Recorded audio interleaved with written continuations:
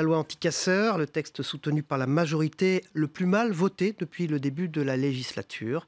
Est-ce que c'est pour vous un début de fronde de la République En Marche contre le gouvernement ? Alors, ce n'est pas le texte le plus mal voté, c'est le texte, puisqu'il a eu plus de 380 voix de mémoire. 50 abstentions. 50 abstentions. 50 abstentions de la République En Marche. Et moi, je voudrais dire qu'après nous avoir reproché d'avoir une majorité de députés godillots, v'là-t-il pas qu'on nous reproche d'avoir des députés qui ont un cerveau et qui réfléchissent. Moi, je trouve ça plutôt encourageant d'avoir des députés qui ont un cerveau et qui réfléchissent. C'était d'ailleurs le cas depuis le début. Et je dirais deux choses. La première chose, c'est que ce texte est nécessaire. Il est nécessaire parce que les policiers ne sont pas payés à se faire casser la gueule une fois par semaine. Pardonnez-moi l'expression, mais c'est un petit peu ce qui a l'air de devenir un impondérable de leur fiche de poste. Ça me paraît extrêmement choquant et inadmissible. Et la deuxième chose, c'est que je crois qu'il n'y a aucune ambiguïté sur le fait que les députés aujourd'hui soutiennent le projet d'Emmanuel Macron. Mais ils jouent leur rôle et nous, on joue notre rôle. Je reviens là aux conséquences des manifestations, des actes, les 13 actes de manifestation le samedi. Donc ça a eu un impact très fort aussi sur les commerçants. Vous avez, je crois, lancé un plan un peu d'indemnisation. Où est-ce que vous en êtes ? Est-ce qu'il y a un guichet ouvert pour les commerçants qui auraient subi des pertes pas de pouvoir d'achat, de chiffre d'affaires, en l'occurrence ? Alors, en fait, on a lancé un plan depuis le 26 novembre dernier. Depuis le 26 novembre dernier, la cellule de continuité économique, une forme de cellule de crise, est activée à Bercy. Une série de mesures ont été prises. Étalement des cotisations sociales, du paiement des cotisations sociales. Vous pouvez différer le moment où vous les payez. La même chose pour les échéances d'impôts. Des autorisations de chômage partiel. Aujourd'hui, on est au-delà de 66 000 personnes, au-delà de 35 millions d'euros payés par l'État pour accompagner les commerçants, les artisans et les routiers d'ailleurs. Et puis, nous avons travaillé main dans la main avec la Fédération bancaire et la Fédération des assurances, précisément pour deux choses. La première, c'est qu'on souhaitait, avec BPI France aussi, qu'on puisse accorder facilement des facilités de paiement de trésorerie aux commerçants et aux artisans. Et la deuxième chose, c'est qu'on puisse instruire le plus rapidement possible et avec une certaine bienveillance par rapport aux clauses qui figurent dans les contrats d'assurance, toutes les situations d'exaction auxquelles les commerçants avaient été confrontés. Comment vous expliquez que les commerçants se saisissent finalement assez peu des dispositifs que vous avez mis en place ? Alors, il y a deux choses. Je pense que les commerçants étaient concentrés en fin d'année sur le rattrapage de leur chiffre d'affaires par rapport aux fêtes de fin d'année et concentrés dans cette période-là sur les soldes. Et c'est ce que nous remontent les fédérations. La deuxième chose, c'est qu'effectivement, c'est un plan inédit de la part de l'État. Mais est-ce que vous avez une idée Et du coup, vous avez une forme de réticence à décrocher son téléphone pour appeler le fisc, très simplement, et dire « je veux voir mon échéance décalée ». Madame, du coup global, justement, de ces manifestations sur le commerce, sur l'impact du chiffre d'affaires commercial. On sait deux choses. On sait qu'il y a un impact PIB qui a été valorisé par l'INSEE sur le mois de décembre et qui pèse 0,1 point de PIB par rapport à l'ensemble de l'année. Donc ça fait plus de 2 milliards d'euros. Produit d'intérieur brut. Produit intérieur brut, la richesse créée par la France au cours de l'année dernière. Donc c'est plus de 2 milliards d'euros, ça c'est à peu près sûr. On peut penser que c'est entre 0,1 et 0,2 quelque part. Donc ça vous donne un étiage. Tout n'est pas porté par les commerçants. Et ce qu'on sait par ailleurs, c'est que la situation des commerçants est extrêmement hétérogène.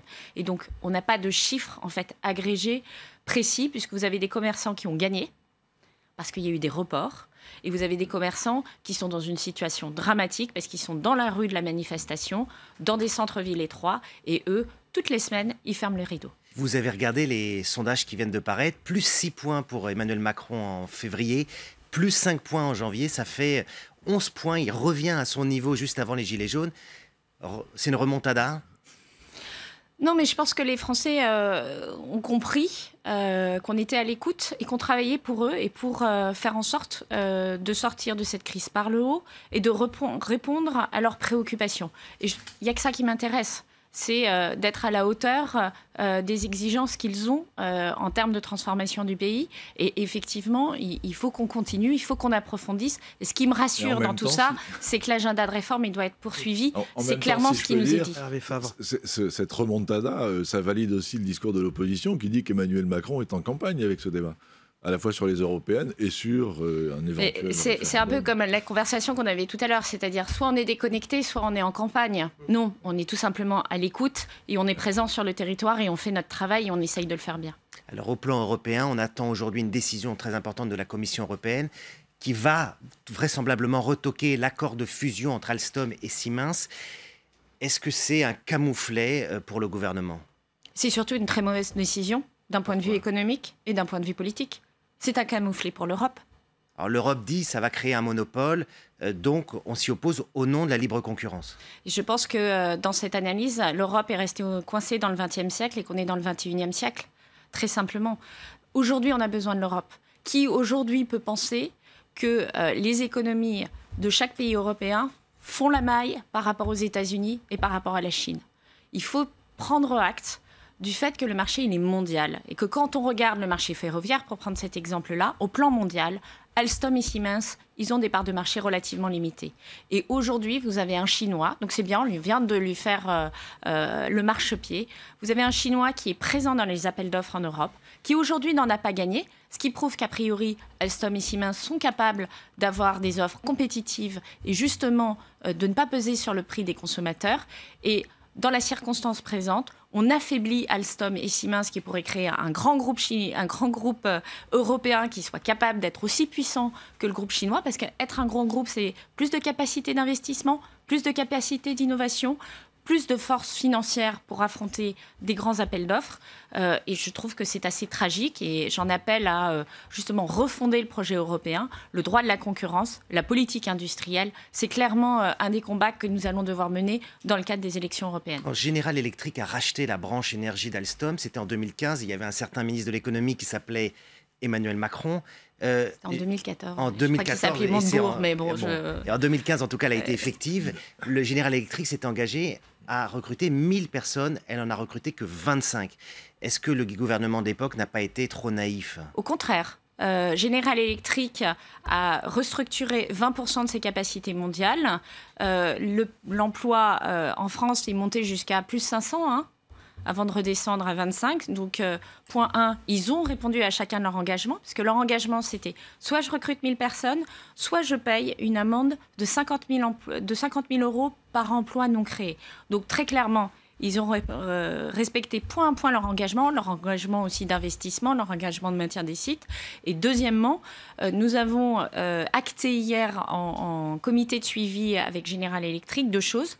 Le fait qu'on va poursuivre ce comité justement pour faire face à la crise que vit aujourd'hui General Electric. Il faut aussi pas se voiler la face. Leur marché s'est effondré sur la partie turbine électrique. Et deuxièmement, mettre en place ce fonds de 50 millions d'euros qui va nous permettre de réindustrialiser un certain nombre de sites qui sont à proximité de ceux où intervient General Electric. Donc je pense que heureusement qu'on l'a fait et c'est plutôt une victoire pour la France. Sur Ascoval. Réindustrialisation, je voudrais vous parler d'Ascoval, un dossier qu'on a évidemment suivi de très près à la Voix du Nord, et vous aussi, puisque vous en avez arrêté juste à votre arrivée au gouvernement. Donc Ascoval est devenu Altifort Ascoval, avec un nouveau propriétaire belge. Il n'a plus les commandes de Vallourec et maintenant il faut charger l'usine, comme on dit. Et ça, vous n'êtes pas inquiète sur ce plan-là ? C'est tout l'enjeu, effectivement, du plan de reprise. Les repreneurs nous ont encore dit qu'ils étaient confiants sur la capacité à charger l'usine. Moi, j'en accepte l'augure. Et effectivement, on ne l'a jamais caché que ce projet de reprise était un projet qui était difficile, pas en fonction de la qualité des finances qui étaient mises pour le projet de reprise, mais compte tenu du marché. Et donc aujourd'hui, à eux de jouer et à eux de charger l'usine. C'est clair qu'on suit ce dossier de très très près.